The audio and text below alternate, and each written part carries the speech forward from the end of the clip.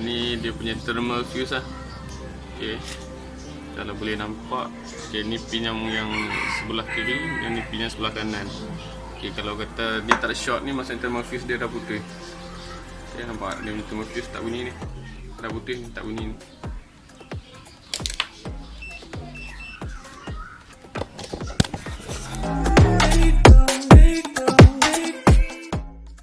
Okay, yang ni dia punya thermal fuse. Kita akan gantikan dengan yang ni.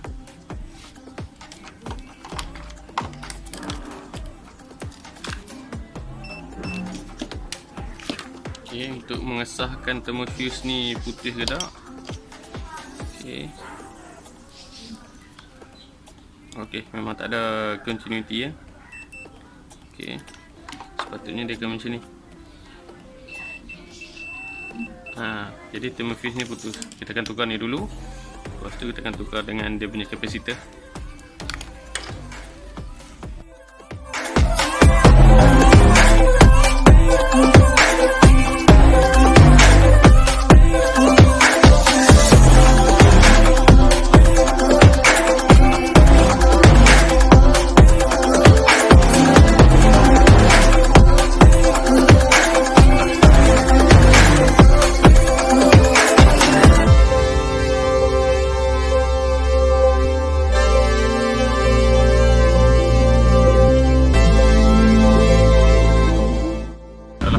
Kelajuan blower dah dapat adjust.